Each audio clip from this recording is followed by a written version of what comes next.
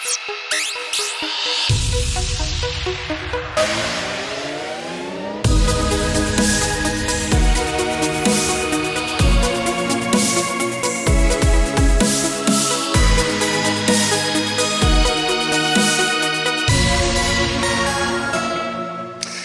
l'avais dit juste avant qu'on démarre, il faut se méfier des émissions juste avant lesquelles on a l'impression d'être prêt très en avance. Il y a toujours un truc qui se passe, c'est pas grave. Bienvenue dans iWeek, 36e numéro de la saison 3. On est à 6 jours de la keynote de la WWDC 2016.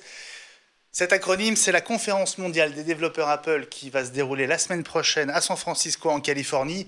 Et on va en parler pendant 1 heure, on est en direct, on va essayer de vous livrer nos pronostics pour cette conférence qui va donc commencer par une keynote, donc un grand show avec Tim Cook sur scène, tout le staff d'Apple, et on va en discuter pendant 1 heure avec quatre des membres historiques de la bande. Je suis très content parce que vous le voyez, il y a 2 visages que vous n'avez pas aperçus depuis longtemps dans iWeek. Je suis très heureux de vous revoir. Alors on va quand même faire le tour dans le sens des aiguilles d'une montre, et on va commencer par saluer, comme il se doit, Gilles Dounès, dans le sud-ouest. Salut Gilles. Et voilà, tu n'as pas rouvert ton micro. Ah, bonnet d'âne pour Gilles, c'est pas grave. Non, on t'entend toujours pas, Gilles. C'est pas grave. On va te laisser régler tes petits problèmes de son. Je suis sûr qu'Eddie, lui, il a activé son micro. Salut Eddie. Écoute, du coup, j'ai un doute là. Non, vous m'entendez bien ? On t'entend très bien, pas de problème. Ok, c'est nickel alors. Welcome back dans iWeek, Eddie, tablettactile.net. C'est ça, ouais. C'est un plaisir d'être de retour. Et pareil pour nous. Un peu amoindri par un rhume, mais je vais tenir pendant 1 heure et après je vais me coucher. Écoute, voilà, tiens bon, dans 1 heure on te libère et tu pourras effectivement te mettre sous la couette avec une bonne citronnade si ça peut te faire du bien. On compte sur toi quand même parce que tu as plein de choses à nous dire, je suis sûr, sur iOS 10 notamment. On va en reparler. Lui aussi est très intéressé par cette conférence développeur. Il n'est ni à San Francisco, ni dans le nord, ni dans le sud-ouest. Il est parisien et c'est Frédéric Blaison. Salut Fred. Salut Benjamin, comment vas-tu ? Oh, ça fait plaisir de te revoir, toi aussi. Écoute, c'est un plaisir partagé et surtout pour un sujet qui est très très intéressant, qui est la WWDC et toutes les prédictions qu'on peut essayer de ressortir des derniers gossips. Et oui, et je sais que cette conférence des développeurs à Apple, elle te tient à cœur parce que tu es dans la partie, hein.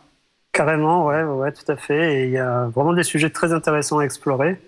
Et bon, moi, je suis un petit peu plus orienté, on va dire, sécurité. Et c'est vrai que du côté d'iOS, je suis assez curieux de voir leurs annonces parce qu'on a eu quelques petits, on va dire, aventures ces derniers temps.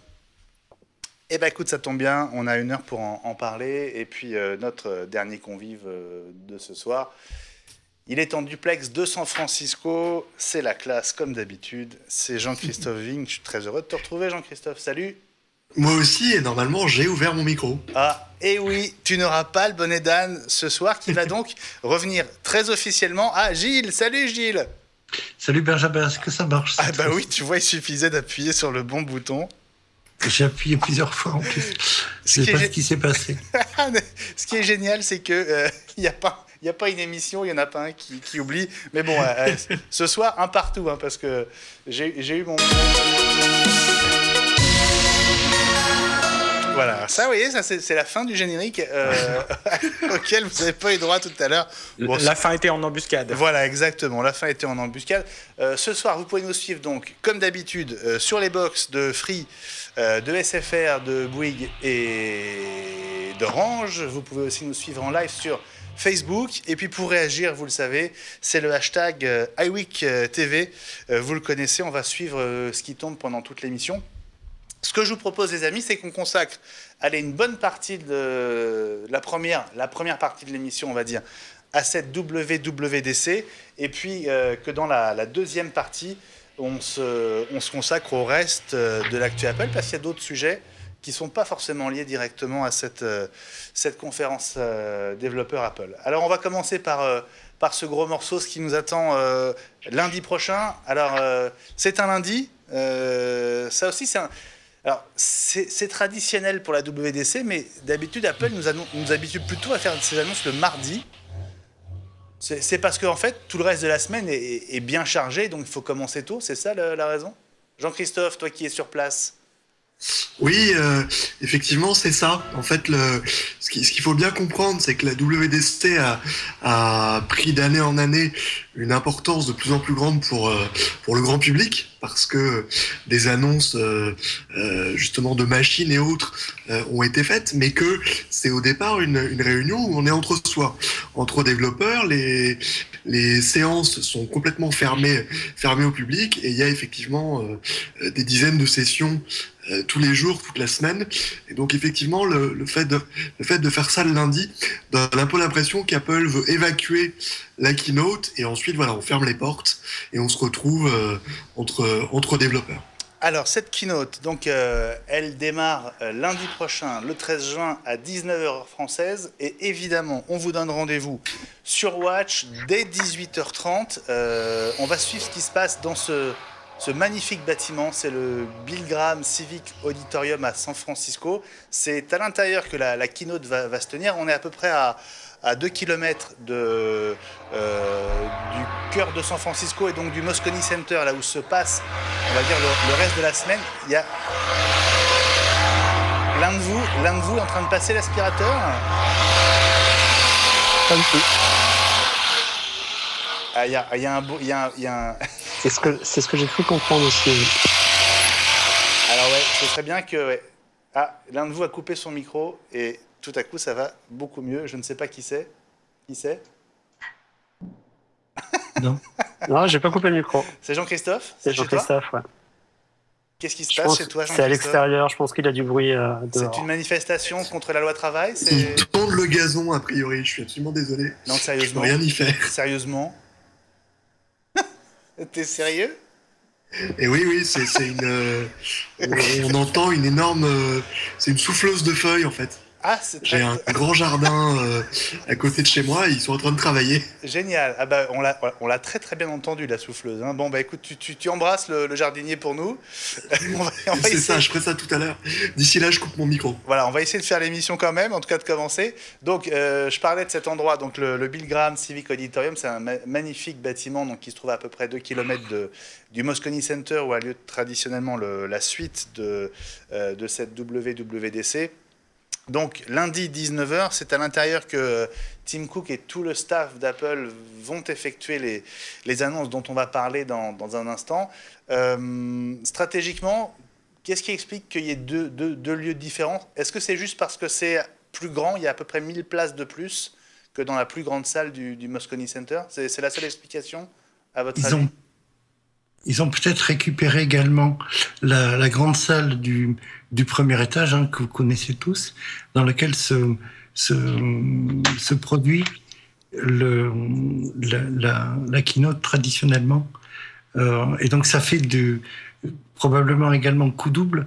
Ils doivent avoir de l'espace supplémentaire pour un certain nombre de sessions, sachant qu'ils sont obligés de pousser les murs. Ils n'ont pas d'espace, ils n'ont pas de lieu plus grand à San Francisco pour accueillir tous les développeurs qui sont tirés au sort, il faut le rappeler, tellement il y a de demandes.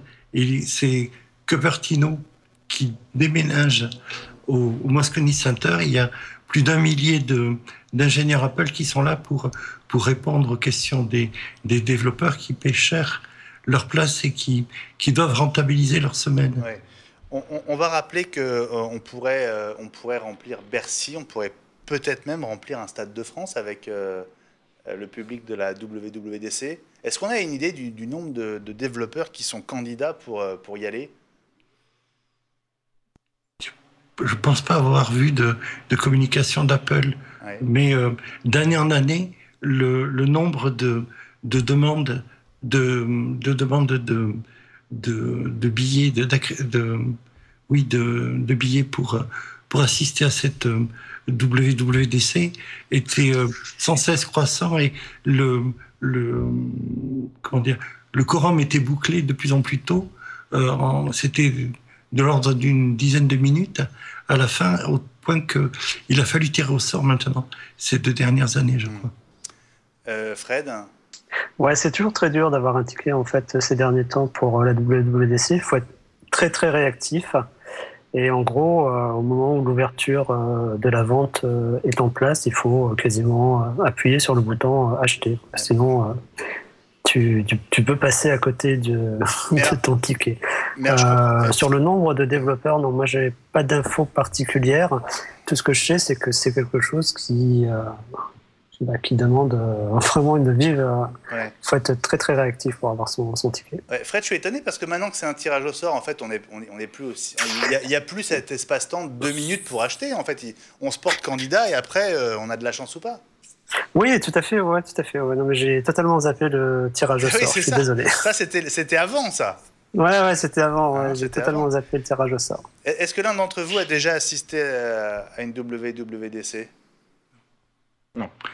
On n'a même pas pu avoir d'accréditation parce que c'était le nombre vraiment de places était compté et réservé aux développeurs. Ouais. Bon. Pour l'anecdote, Benjamin, j'ai envoyé une demande d'accréditation officielle cette année et je n'ai même pas eu de réponse. Donc c'est dire à quel point les choses sont verrouillées et à quel point le service de presse d'Apple n'est pas très performant, en tout cas avec la France. Ouais. Bon, moi j'en ai couvert 2, hein, j'ai de la chance. Mais entre guillemets, la tolérance d'Apple pour qu'on y assiste, c'était juste la keynote. C'est-à-dire que j'avais absolument pas le droit en tant que journaliste d'assister aux ateliers au reste de la semaine. C'était juste la keynote. C'était il y a 2 ans et la première fois, c'était il y a une dizaine d'années à peu près. Ça fait un bail. Les ateliers sont très techniques, donc c'est pas non plus très, très surprenant que les journalistes ne soient pas conviés à assister à ces séances. Oui, absolument. Évidemment, si vous avez des questions sur cette WWDC, envoyez-les nous tout de suite, là, maintenant, avec le hashtag iWeekTV. On va essayer d'y répondre. Je salue certains d'entre vous qui ont commencé à nous envoyer des petits messages comme Stoff, Erivé 5757 ou Dermotus 1 notamment. On est au rendez-vous, vous aussi, ça tombe bien. On a beaucoup de sujets à aborder. On va parler de l'évolution d'OS 10, d'iOS. On va parler aussi des rumeurs et des hypothèses autour des Mac qui pourraient évoluer, être renouvelés. On va y venir dans un instant. D'abord, on va coller à l'actu de ces dernières heures. Et là, je me retourne vers vous, les amis. Il y a de nouvelles bêtas, donc des versions provisoires encore en cours de développement d'El Capitan et d'iOS et de tvOS qui sont sortis hier, hein, c'est ça? C'est ça, ouais. Il y a 10.11.6, une deuxième bêta. Alors, en ce qui concerne OS 10, c'est la 10.11.6. Donc c'est la... Ce qui est assez surprenant, parce que d'habitude, il s'arrête à 0.5. Ah. Ouais, c'est quand même assez...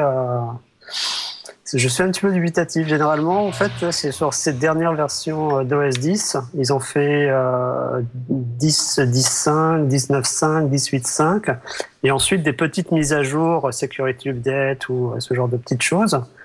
Mais passer à une 10.11.6, c'est assez surprenant.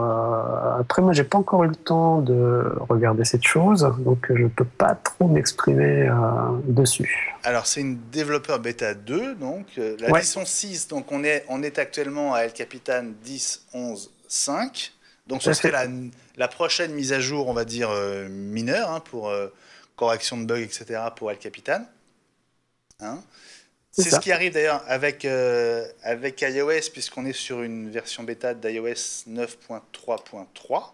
C'est ça. Hein, vous me corrigez si je dis des bêtises. Non, c'est bien ça. Et puis tvOS, donc c'est le logiciel, le système d'exploitation qui fait tourner l'Apple TV. Alors là, le numéro de version, je les appelle. C'est 9.2.2. Ah, merci Eddy. Heureusement que tu guettes. Bon, enfin, vous trouvez toutes les infos sur ces mises à jour, évidemment, sur tous les sites Mac, les sites US, comme pas mal de sites français, évidemment. Et j'ai pas vu passer l'info, mais est-ce qu'il y a une bêta pour WatchOS? Il y a effectivement une bêta WatchOS. Ah, d'accord. Eh ben, j'ai pas vu. Je l'ai pas vu passer. En fait, c'est intéressant parce que alors, Fred pourrait peut-être nous en dire davantage, mais on se demande aussi s'il n'y a pas une rançon du socle commun.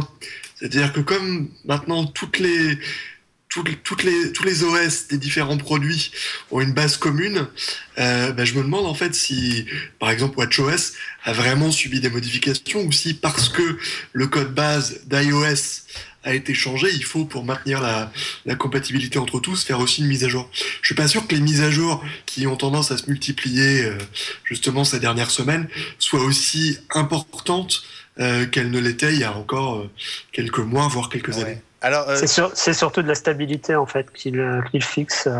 Il y a des choses qui sont plus ou moins avouées par Apple, c'est-à-dire qu'ils vont communiquer, mettre une grande liste avec on a corrigé ceci, cela, là. Mais il y a beaucoup de choses aussi qui ne sont pas forcément mises en avant pour le grand public. Il y a parfois quelques petites choses qui sont relatives à la sécurité, notamment sur le rootless. Il y a eu quelques petites histoires qui ont été fixées très rapidement et un petit peu discrètement par Apple. C'est surtout de la stabilité qui est corrigée. Alors fixé dans le langage Blaison, ça veut dire Pardon. réparé. Et le rootless, ça veut pas dire qu'il n'y a pas de route. Hein. Le rootless, c'est le nouveau système. Alors comment ils ont appelé ça? C'est le SIP, non, si je dis pas de bêtises, le truc grand public. SIP. Ouais, c'est SIP, ouais, voilà. Nous on appelle ça rootless. Je suis désolé. Voilà. Bon, non, on essaye de mettre les infos de l'écosystème Apple à la portée du plus grand nombre. On va essayer de. Je suis désolé, c'est des mauvais réflexes. C'est pas grave, Fred. T'es aussi là pour nous apporter des infos du haut niveau, comme on dit, et c'est pour ça qu'on compte sur vous tous. Alors, cette keynote de lundi prochain, on va revenir sur ce qu'on croit savoir. On va peut-être commencer par ce qui fâche. Et pour ce qui fâche, qu'est-ce qui fâcherait le plus? Ce serait qu'il ne se passe finalement pas grand-chose du côté du matériel. C'est notamment ce que croit savoir 9to5Mac avec ce papier de prévision qui dit qu'il n'y aura pas de nouveau matériel, mais qu'en gros, tout va se concentrer sur le logiciel. Alors, sans entrer dans le détail, mais est-ce que vous croyez effectivement qu'il ne pourrait y avoir aucune annonce matérielle? Non, moi je ne crois pas. Traditionnellement, la WWDC, c'est le moment où on présente aussi les MacBook Pro, qui sont la bête de somme et la machine préférée, et en même temps que le doudou des développeurs. On les voyait toutes ces années dans les couloirs en train de patienter, d'attendre leur tour, avec leur MacBook Pro sur les genoux, alors que ça coûtait vraiment un bras pour des jeunes étudiants. Ils étaient là avec leur MacBook Pro et c'est quelque chose d'important. S'il y a un moment dans l'année où il faut les présenter, c'est là. Oui. Je confirme tout à fait ce que dit Gilles, parce que je ne voudrais pas m'avancer non plus devant la France entière, mais de tous les développeurs que je côtoie, la plupart sont sur des MacBook Pro en fait, et parce que c'est une machine très polyvalente que tu peux transporter un peu partout, qui est désormais suffisamment puissante pour peu que tu aies pris les options avec la mémoire vive adéquate pour exécuter des tâches très gourmandes en fait. Et surtout, tu peux le mettre dans un sac et in fine, c'est un objet qui est très design. Moi, je crois beaucoup qu'ils vont mettre à jour leur MacBook Pro pour une raison simple. Le processeur commence quand même, aussi bien dans le 15 pouces que dans le 13 pouces, à être un petit peu vieux. C'est-à-dire qu'il commence à être un peu daté. Je crois qu'il a 2 ans ou une chose de ce genre-là. Fred. Moi, j'ai un 13 pouces qui marche très bien, mais pour se remettre au niveau avec les concurrents, je pense qu'ils vont devoir faire un petit effort. Bon, on va y revenir assez dans le détail, hein, Fred, tu as raison de l'évoquer, ça nous fait un petit apéritif. Là, on est plutôt sur la philosophie générale. Certains disent qu'il y aura aucun nouveau matériel. Alors, tout le monde n'est pas d'accord. Regardez, si on va sur le site de Gizmodo, justement le même type de papier, hein, un peu général sur qu'est-ce qu'on peut attendre de cette WWDC 2016. Et en fait, regardez, si on déroule le papier, ils vont donner des détails sur un peu tout ce qu'on espère, c'est-à-dire les MacBook Pro, les MacBook Air, OS 10 évidemment, on va en reparler, iOS 10 évidemment, tvOS et watchOS, donc les 2 systèmes d'exploitation, et puis peut-être aussi D'autres pistes, alors je crois que l'iPhone 7, c'est même pas la peine d'y penser, on va tous tomber d'accord. Peut-être du côté de Siri et d'un accessoire qui permettrait d'utiliser Siri indépendamment d'un iPhone par exemple ou d'une Apple Watch. On va en reparler. L'Apple Watch 2, c'est un sujet. L'Apple Car, évidemment, ça n'en est pas, mais bon, ils terminent leur papier comme ça. Donc il y a vraiment deux approches. Ceux qui disent que Apple va se limiter aux annonces matérielles et ceux qui prédisent quand même pas mal d'annonces du côté des Mac. Alors je vous propose que justement on s'intéresse à ces hypothèses du côté du Mac. Est-ce qu'on est tous d'accord pour dire que la plus grosse piste c'est les MacBook Pro? Oui, le MacBook Pro, ouais. Et pas seulement parce qu'on a envie. Si, je pense malheureusement que c'est la meilleure raison parce que 9 to 5 Mac a quand même un bien meilleur track record que Gizmodo. Et à mon grand désespoir, j'ai peur qu'ils aient raison cette année encore. Ah oui. Bon, ok. Ils vont nous porter la poisse, quoi. Voilà. Je garde un petit espoir. Ce que j'avais dit, je crois, il y a quelques semaines, j'ai un espoir, c'est que ça soit présenté comme le Mac Pro en son temps, présenté mais pas en vente. Ah. Ce qui serait une manière de faire patienter les troupes. D'accord. Tout va dépendre, je pense aussi, de ce qui va être refondu dans le MacBook Pro, en fait. Si c'est un simple speed bump au niveau de l'architecture, alors, ouais. Effectivement, aucune raison pour eux d'en parler là sur la WWDC. Par contre, s'il y a des changements majeurs dans le design, il y a quand même pas mal de rumeurs qui circulent sur de nouvelles coques. Au niveau de la connectique également, il faudra voir ce que ça va donner, effectivement. Donc, ils ont peut-être aussi intérêt d'en parler au moment d'une conférence qui est tellement exposé parce que maintenant c'est plus un cercle fermé, c'est vraiment très exposé, quoi. Ouais. Bon, je pense. Je reviens vers vous juste parce que je fais un petit tour par Facebook aussi. Hein. J'ai vos tweets sous les yeux. Je suis aussi sur Facebook. Je me fais charrier par Vincent F qui me dit enlève ta veste. On n'est pas sur BFM TV. Oui, mais il fait chaud. Il fait chaud et sur BFM TV ils ont la clim. C'est une grosse différence. Nous, on a vraiment très chaud. Donc, c'est juste que non, je préfère pas vous montrer ce qui se passe sous ma veste. C'est pour ça que je la garde. On va dire que je suis un petit peu pudique comme garçon. Désolé Vincent, je l'enlèverai peut-être la semaine prochaine, c'est promis. Donc c'est pour vous dire que sur les MacBook Pro, en fait, il y a pas mal de pistes qui existent. Alors, si on reprend justement les différentes rumeurs, il y a pas mal d'arguments qui militent en faveur d'un vrai nouveau design. Il faut savoir que les MacBook Pro tels qu'on les connaît aujourd'hui, c'est un design qui remonte à 2012 puisque ça date du lancement des MacBook Pro Retina. Et dans les évolutions dont on parle, il y a un sujet qui est quand même assez nouveau, c'est le remplacement des touches de fonction par ce qui serait en fait un écran OLED tactile qui ferait toute la longueur du clavier, en fait, c'est ça? Et qui représenterait les touches, ouais. Et qui changerait. Alors, ça serait peut-être un argument pour une présentation lors de la WWDC, puisque ces touches changeraient. Il y a un brevet, je me souviens, qui est passé il y a 2 ou 3 ans, en ce sens, déposé par Apple, et l'affectation des touches et le dessin, le pictogramme changerait en fonction de l'affectation et du contexte, ce qui permettrait aux développeurs, ce qui intéresserait les développeurs, puisqu'ils auraient la possibilité d'affecter une touche particulière à leur un raccourci, entre guillemets, ouais. Au fonctionnement de leur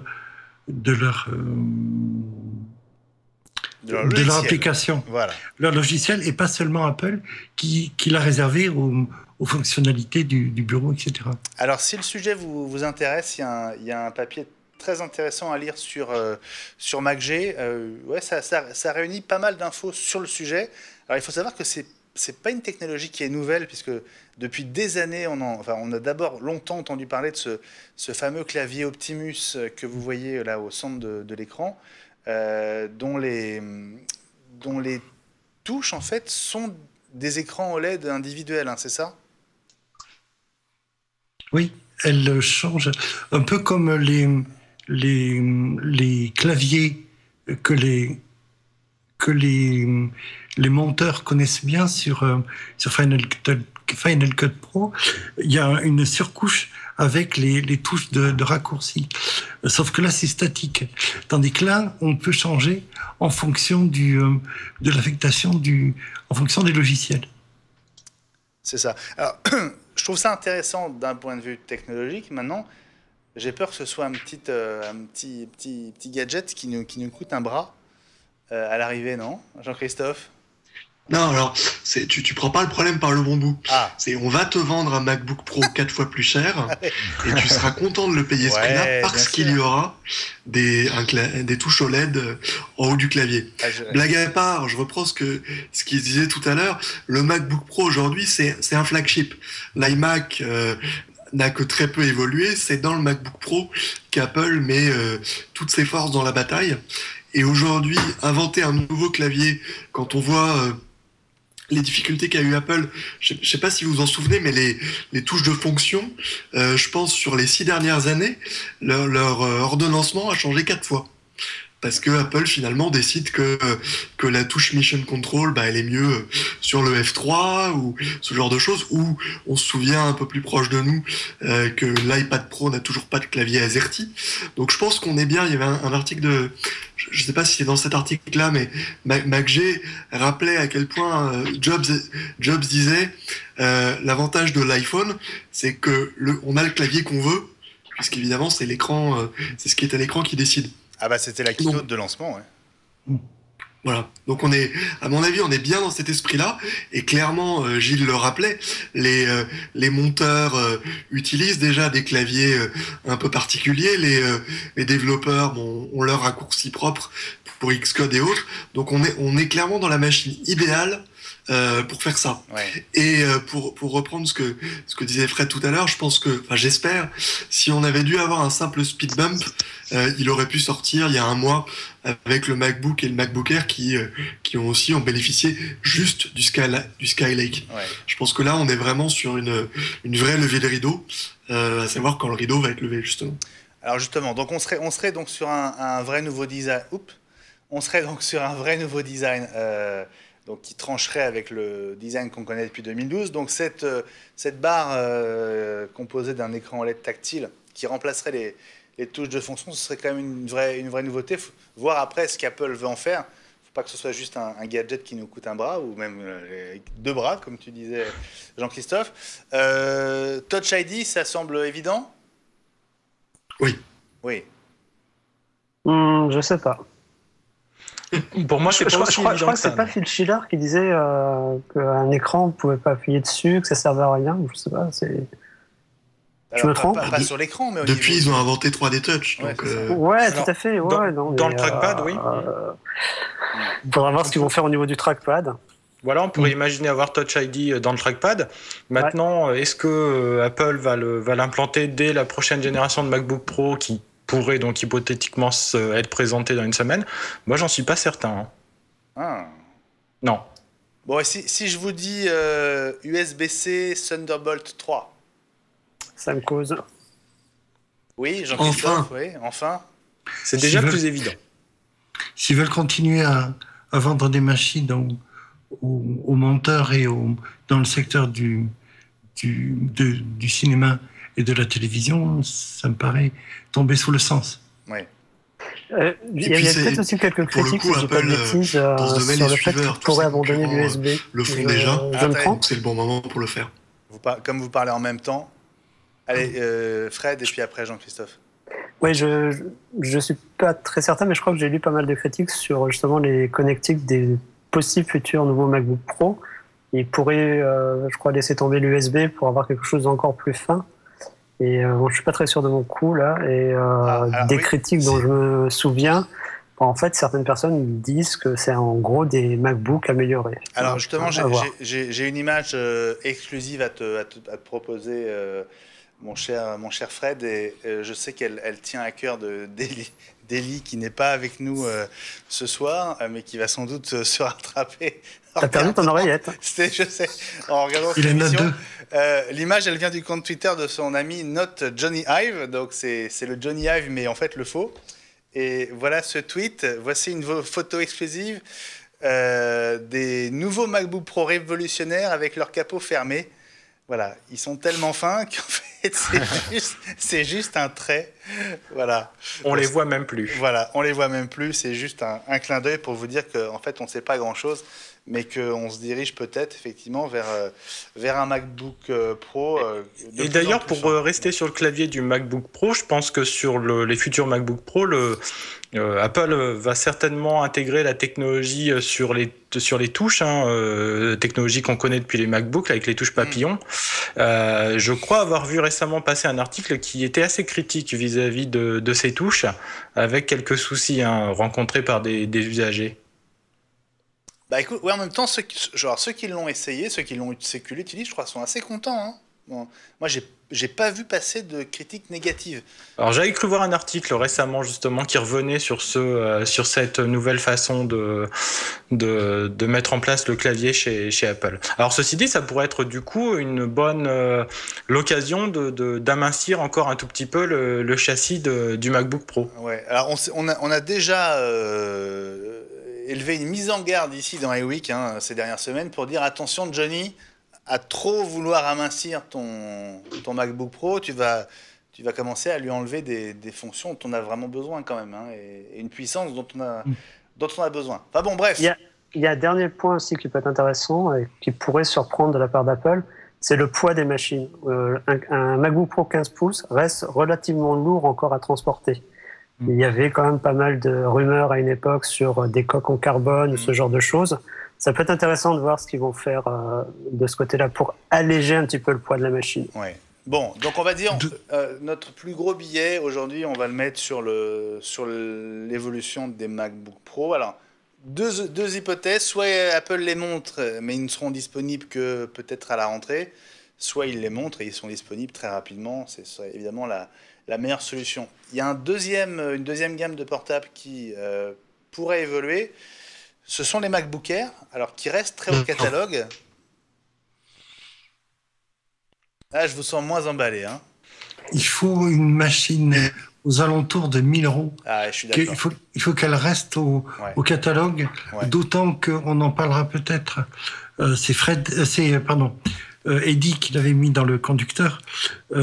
Apple souffre sur le K12, ça n'a jamais été son terrain de prédilection. Mais alors, le K12 Le K12, c'est l'éducation. L'éducation, voilà, mais le secondaire et le primaire. Ouais. Le terrain de prédilection d'Apple sur l'éducation, ce qui lui a permis d'être pendant 10 ans numéro 1, c'était le supérieur et la recherche. En revanche, au niveau du primaire, du collège et du lycée, ils ont beaucoup souffert traditionnellement, y compris en France. Et là, ils perdent du terrain encore plus parce que les Chromebooks d'une part et les tablettes d'autre part prennent du terrain. Et ils ont été obligés. Il y avait un deal qui avait été conclu avec l'État du Maine, qui était précurseur dans l'adoption du portable au collège en 2001. C'était des iBooks à l'époque. Ils avaient été de nouveau précurseurs en déployant sur tout l'État du Maine des iPads. Et là, ils viennent de faire machine arrière. Et Apple a pris à sa charge, a remplacé les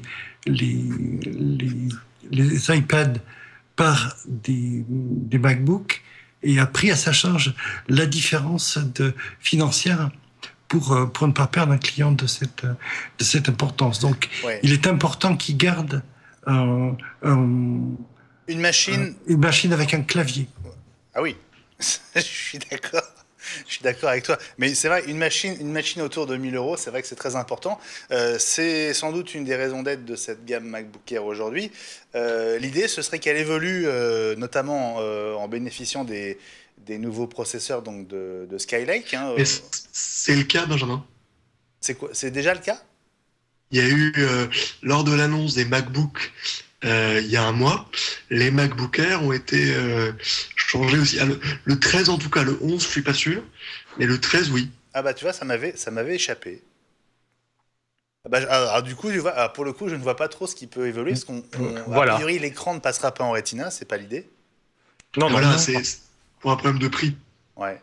Donc ils Oui, peuvent parce que si l'écran passe en Retina, forcément, on sera plus sur la même gamme tarifaire. Et comme le bien sûr. disait Gilles il y a 2 minutes, hein, c'est important pour Apple d'avoir un ordinateur à 1000 euros. Ah ouais, absolument. Bon, bah donc peut-être qu'il se passera rien du côté des MacBook Air, parce qu'il n'y a pas grand-chose à faire finalement. Peut-être qu'ils peuvent les repositionner un petit peu au niveau prix. Oui, mais ça s'annonce pas en fanfare. Ouais, ça se dit pas, quoi. Hein, ça se dit pas, quoi. Voilà. Bon. on aura une bonne surprise dans l'Apple Store. Et évidemment, les sites s'en feront l'écho, mais ça mérite pas une seconde de temps de temps sur scène. Alors, voilà pour le matériel. On va peut-être en dire un mot après de vraiment. Attends. Oui. La rumeur avortée de cette semaine, moi, que je trouve super sexy, c'est un futur écran 4 ou 5K avec carte graphique intégrée. Ah voilà, alors, on a eu un tweet tout à l'heure sur le sujet, je le remonte, mais vas-y, explique-nous en quoi ça consiste, Christophe. On est nombreux à pleurer parce que Apple ne fait plus de 27 pouces, enfin fait juste Thunderbolt qui a 4 ans. Et l'iMac, lui, a beaucoup évolué puisque il propose maintenant, il y a un iMac 27 pouces Retina qui est absolument parfait. Et on attend en fait un écran externe de cette taille-là. Le problème est double. D'abord, c'est que les Mac, jusqu'à maintenant, n'ont pas de connectique qui est une bande passante suffisante pour en fait faire tourner un écran aussi puissant. Ouais. Et que, alors peut-être le Mac Pro, mais c'est pas certain, si je me trompe pas. Et donc, on se demande si la solution pour Apple ne serait pas ce qui commence à se faire déjà, notamment en Thunderbolt, c'est d'avoir une carte graphique externe que le Mac en Thunderbolt pourrait être capable de commander, donc utiliser en fait comme la sienne. Et du coup, Apple, avec ses talents de design et de miniaturisation, intégrer une carte dans un écran, ça serait possible puisque ça revient à faire ce que fait Apple avec les Mac. Évidemment, le processeur, le disque dur et le reste. Et à ce moment-là, avec un MacBook Pro Thunderbolt, donc 3, ça marche très très bien. Donc c'est un peu des chatons de style, et ça correspond bien à l'évolution à la fois de la gamme Apple et à ce que font les concurrents, puisque je crois que c'est nos confrères du journal du Lapin qui avaient testé il y a à peu près 1 an, une carte externe dans Thunderbolt, et ça marchait vachement bien, avec notamment les MacBook Air qui ont des petites cartes graphiques et qui, avec une carte externe, se retrouvaient avec un nombre d'images par seconde absolument dingue. Donc Jean-Christophe, ça va dans le bon sens. Jean-Christophe, c'est pas qu'on est en train de te perdre, mais la liaison se dégrade de seconde en seconde. D'abord, le son est de moins en moins bon, puis là, on commence à te voir avec des gros pixels. Alors, en tout cas, on a compris l'idée de cet écran, effectivement, avec une carte graphique intégrée. C'est Der Motus qui nous posait la question tout à l'heure. Il nous disait « J'ai bien bavé avec la rumeur d'un moniteur Retina avec GPU ». Voilà, ce serait ça. On va juste rappeler quand même que le moniteur Thunderbolt actuel, d'abord, il n'est pas 4K évidemment, et puis il n'est que Thunderbolt, il n'est même pas Thunderbolt 2.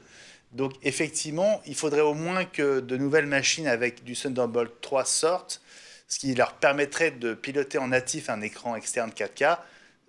Pour les autres machines, cet écran avec carte intégrée, effectivement, pourrait être la solution. Vous avez encore des trucs à dire sur le matos, finalement?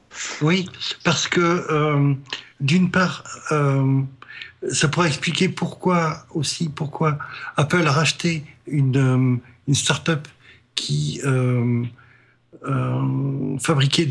concevait des GPU, donc en le concevant lui-même, Apple pourrait facilement l'intégrer à l'électronique.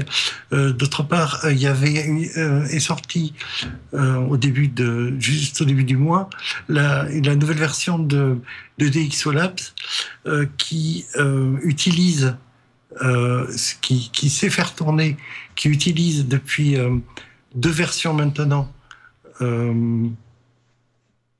OpenCL, c'est-à-dire la possibilité d'utiliser la puce graphique pour les calculs généraux, pour le calcul de puissance.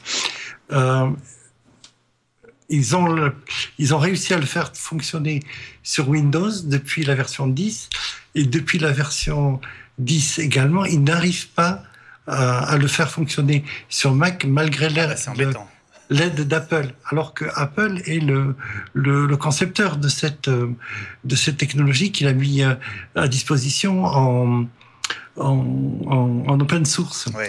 Donc le désinvestissement entre guillemets de cette technologie pourrait expliquer le fait que s'expliquer par le fait qu'Apple travaille sur un autre type de solution. Bon, bah écoute, donc on va attendre pour savoir. Peut-être qu'on le saura lundi prochain.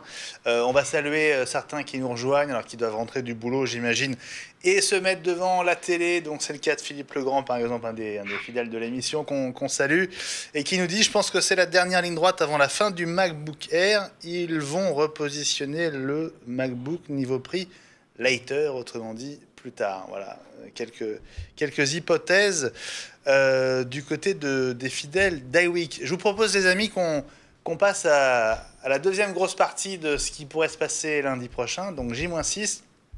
Évidemment, ça concerne les logiciels, puisque les développeurs sont là pour ça, pour découvrir les prochaines versions des systèmes d'exploitation. Allez, on va commencer par le sujet peut-être le plus problématique, OS X, parce que de ce qu'on lit sur OS X, c'est un peu comme ce qui pourrait se passer pour le matos si ça tourne mal, c'est qu'il pourrait bien ne pas se passer grand-chose. Est-ce que vous y croyez ? On avait dit l'année dernière qu'on attendait un an pour avoir une sorte de vraie révolution logicielle sur Mac, et vous êtes nombreux à nous avoir posé la question au début de l'émission, comme Stoff par exemple, qui nous demandait: sommes-nous en droit d'espérer un seul OS sur tous les supports ? Est-ce qu'il pourrait se passer quelque chose d'aussi révolutionnaire, à votre avis, dans une semaine ?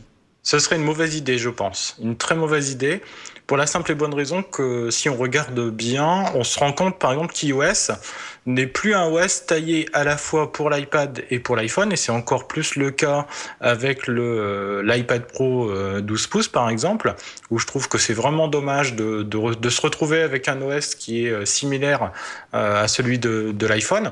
Donc ce serait, je pense, une très mauvaise idée de développer un OS qui serait commun et aux ordinateurs, et aux tablettes, et aux smartphones, et à ce rythme-là, et aux montres dans 2 ans, et à la télé. Donc je crois pas qu'Apple tende vers ça. Ouais, sauf si ça s'accompagne d'une sorte de révolution de l'outil informatique.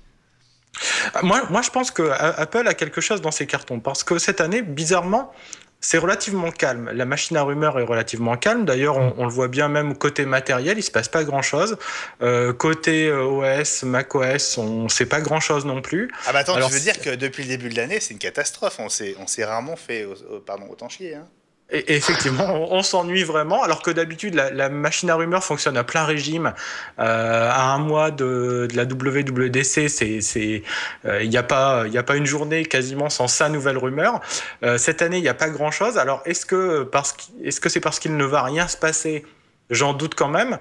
Ou est-ce que c'est parce que Apple réserve quelques surprises pour la semaine prochaine ? Moi, je penche plutôt vers ça. Ouais. Ceci dit, je crois pas quand même qu'on risque d'assister à un OS unique entre l'ordinateur et les tablettes et smartphones. Alors, on va quand même rappeler une chose. Même si Tim Cook le dit quasiment à chaque annonce de résultat, il avait promis au tout début de l'année, là, au mois de janvier, qu'il y avait des produits fantastiques dans le pipe. Alors, c'est vrai qu'il le dit un peu à chaque fois, mais on n'a rien vu depuis 6 mois. Donc, on sait que septembre, on va sans doute avoir droit à l'iPhone 7, à la deuxième Apple Watch. Il serait temps quand même de commencer à animer l'année, hein. Mais moi, j'avais une théorie là-dessus. Hein. Je pense que l'année 2015, c'était une année produit. L'année dernière, on a quand même vu l'Apple Watch arriver, même si elle avait été présentée fin 2014. On a vu l'Apple TV nouvelle génération.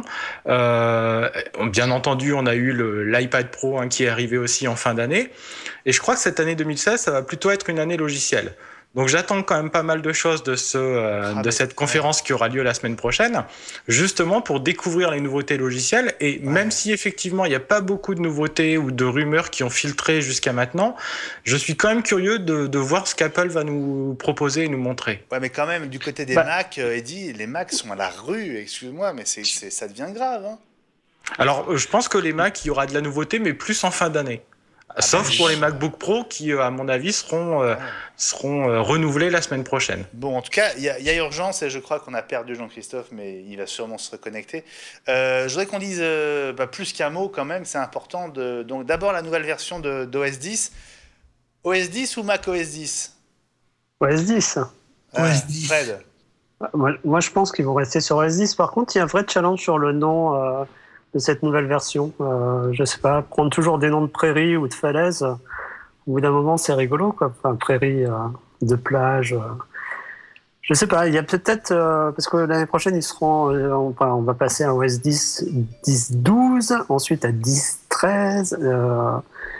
Il va peut-être falloir, à un moment donné... un petit peu moderniser le nom du système maître. Okay. Ou Mac OS 11 sinon. Alors, Mac OS 10, ça date de 2000, l'année 2000. Hein. D'accord. Donc c'est quand même un système qui a 16 ans aujourd'hui. Est-ce qu'Apple ne va pas passer au 11 ? Est-ce qu'il ne serait pas temps de nous inventer autre chose ? En fait, ils ont tout le temps réinventé ce système. Si on repart de la public bêta et ce qu'on a aujourd'hui entre les mains, heureusement. Le système a constamment évolué, s'est adapté Fred, à son époque. Il s'est passé 16 ans. Heureusement, attends, il manquait plus que ça. Oh non. Ce qui était critique, si tu veux, au moment de passer de macOS 9 à macOS 10, c'était la base du système. Et ça a été le gros challenge d'Apple. Ils étaient sur des technologies qui étaient très vieilles, qui ne permettaient plus d'exploiter l'informatique telle qu'elle prenait route. Et ils ont eu le bon réflexe, l'intelligence de faire revenir Steve Jobs, entre autres, mais aussi de reprendre le noyau Next, qui a permis de mettre en place une architecture qui est vraiment robuste, moderne, et qui permet d'exploiter toutes les dernières innovations qu'on a pu connaître dans le monde de l'informatique ces 15 dernières années. Je me demande à l'époque, Fred, si Steve Jobs n'avait pas présenté OS 10 en disant c'est l'OS des 10 prochaines années. Oui, exactement. Ouais, ça c'est marketing, et notamment les gens d'Apple France. On est 16 ans plus tard. Il s'appelait Frédéric aussi, je crois, la personne qui s'occupe de ça chez Apple. J'arrive pas à remettre son nom de famille. Qu'est-ce qu'il y a, Jean-Christophe ? Je disais, ça fait 16 ans qu'on dit que la base de macOS 10 est moderne. Donc il est effectivement peut-être temps d'évoluer, en tout cas au niveau du nom, pour commencer. Ouais. Ah, macOS, ce serait un retour aux origines. Bah oui, et puis non, mais surtout à l'époque, se prévaloir de base Unix, ça voulait dire énormément de choses. Il y avait des vraies avancées dans le domaine. Bon, aujourd'hui, je vais me faire gronder sur Twitter, mais enfin, on peut dire que Unix grand public, bon, la bataille a un peu été perdue. Je suis pas certain que le X veulent dire beaucoup de choses aux yeux d'acheteurs présents et futurs. Donc ça éviterait effectivement cette forme de tautologie macOS 10.10. Et ça permettrait d'aller vers macOS 11 de manière beaucoup plus tranquille. Ouais. Mais si je peux revenir une seconde sur ce que tu disais sur l'absence de rumeurs. On t'écoute. Je pense qu'il faut pas oublier un truc, c'est que les OS sont, ça va sans dire, mais je le rappelle quand même, fait beaucoup plus en circuit fermé que les machines. Aujourd'hui, les leaks qu'on a sur les téléphones et autres, c'est sur des chaînes de montage chinoises ou vietnamiennes. Aujourd'hui, l'OS, si ça se trouve, il mobilise sans doute des centaines, voire des milliers de personnes à Cupertino, mais c'est sans doute plus simple d'éviter les fuites. Et je te rejoins complètement, et c'est pour ça que je disais, on n'est pas à l'abri de belles surprises, en fait. Voilà, moi, je voudrais quand même ignorer un petit peu le propos avec Eddy. Par rapport au contexte, en fait, parce que c'est une conférence pour des développeurs, et le but premier d'Apple lors de ces conférences, bien sûr, c'est de présenter un nouveau système, nouveau entre guillemets, une itération du système, une upgrade, c'est-à-dire une mise à jour plus, mais surtout de donner tous les outils les plus simples, les plus ergonomiques pour que les développeurs puissent créer des applications. Parce qu'à la base, quand même, ce qui fait vivre Apple, c'est son écosystème. C'est la vente des applications sur le Mac App Store, c'est la vente des applications ensuite sur la plateforme iOS. Et on a vu l'arrivée de Swift. On n'est pas à l'abri de voir des choses qui vont être totalement novatrices pour les développeurs. Il y a plein de problèmes pour les développeurs, notamment avec Xcode. Toute personne qui connaît, qui côtoie un développeur, vous l'entendrez râler après Xcode en ce moment. Donc, c'est aussi pour ça que sur OS 10, il ne faut peut-être pas trop attendre non plus des choses trop révolutionnaires. Alors tu auras des choses comme Siri ou... Il nous reste pas assez de temps. J'en connais qui vont encore nous demander une deuxième heure, le bonus, etc. Pardon. Non, juste, je voudrais quand même qu'on dise un mot donc des deux principaux systèmes. Quelles sont les rumeurs sur lesquelles on peut un peu se fonder pour lundi prochain? D'abord, en ce qui concerne l'évolution d'OS 10. 10.12, si on suit une forme de logique on peut faire aussi des rumeurs groupées, on va dire, puisque, par exemple, si on prend l'application photo, elle pourrait évoluer à la fois sur OS et à la fois sur iOS. Il y a quelques petits outils supplémentaires qui pourraient faire leur apparition. Il y a l'application musique aussi qui pourrait évoluer sur iOS. Et il n'est pas dit qu'on n'ait pas de la nouveauté aussi sur OS, puisqu'on sait que l'intégration de l'application musique au sein d'iTunes, c'est pas forcément ce qui s'est fait de mieux ces dernières années. Donc ça, c'est pour ce qui pourrait évoluer sur les deux systèmes. Là, vous voyez... Après, tu as Siri, il faut contrer Cortana. Voilà. Alors ça c'est le mode nuit. Alors, une des rumeurs voudrait qu'il y ait un mode nuit donc, qui arrive sur iOS. Et donc, voilà un exemple de ce que pourrait donner le mode nuit sur iOS. En gros, le blanc serait remplacé par du noir. Ouais. Waouh. Benjamin. Oui. Pour le nom, on parlait de Cortana. Cortana, c'est l'équivalent de Siri sur Windows. Hein. Oui, il s'est produit la même chose sur le nom de l'OS où Microsoft a sauté Windows 9 pour passer directement à Windows 10 et banaliser, si c'était possible, le nom d'OS 10. Donc, il n'est pas impossible que Apple poursuive la cohérence de Apple TV, de tvOS, WatchOS, etc., et passe à macOS. Pour ce qui était des surprises, ça fait 10 ans maintenant qu'on est sur la plateforme Intel. Je n'ai pas renoncé à la vieille rumeur qui était apparue, de voir apparaître des Mac sous plateforme ARM, oui. D'autant qu'elles ont tendance à monter franchement en puissance et qu'on peut on peut imaginer plusieurs processeurs s'il le faut. Bon, alors tu sais quoi, on y reviendra parce que comme c'est un peu technique, on aura besoin de temps. On l'a dit, pas d'iPhone, c'est pas la peine d'attendre l'iPhone 7 lundi prochain. Pas d'iPad non plus. T'es pas sûr, Jean-Christophe ? Écoute, on nous présente l'iPhone 7 tellement comme un truc sans intérêt. Je me demande si Apple en profiterait pas pour le sortir, pour rattraper un peu son retard par rapport à Samsung, puisque on sait que les Android sortent en février à l'occasion du congrès de Barcelone. Ouais. On sait que l'iPhone 1, l'iPhone 3G, l'iPhone 3GS sont tous sortis en juin. On peut se demander, je lance ça comme ça, mais si un iPhone 7 de transition serait pas moins visible la semaine prochaine et permettrait de tenir l'année pour attendre le fameux iPhone 8 qu'on nous annonce comme spectaculaire. Alors, écoute, on nous a déjà fait ce coup-là après l'iPhone 6 et le 6S en nous disant la vraie révolution ce sera l'iPhone 7 l'année prochaine et tout. Donc, ça va bien maintenant, hein. Je lance l'idée, on en parlera la semaine prochaine. Bon, moi, ce que j'attends vraiment, on n'en a pas parlé, mais ça revient à l'unification de la gamme dont parlait Eddy, c'est Siri. Aujourd'hui, la Silicon Valley bruisse d'assistants, qu'ils soient en texte ou vocaux. Apple avait de l'avance il y a maintenant 5 ans qu'elle a perdu petit à petit.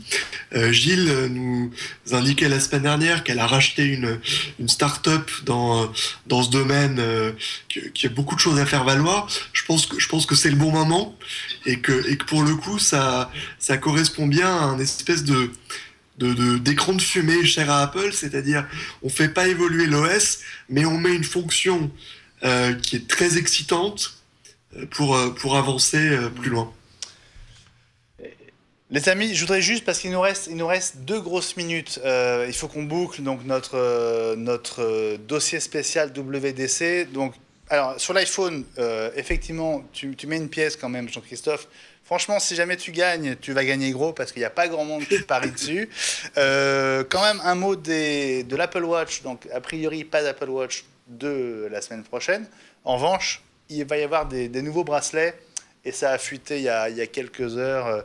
Des bracelets en cuir, 3 modèles proposés par Coach, qui seront vendus $150 et qui vont donc venir enrichir la gamme. Et puis à propos des nouveaux Mac, il y a quand même une info pas inintéressante du côté de chez Intel. C'est l'arrivée donc des nouveaux processeurs Xeon à 24 cœurs. Hein, je crois qu'on était à 12 sur le haut de gamme jusqu'à maintenant.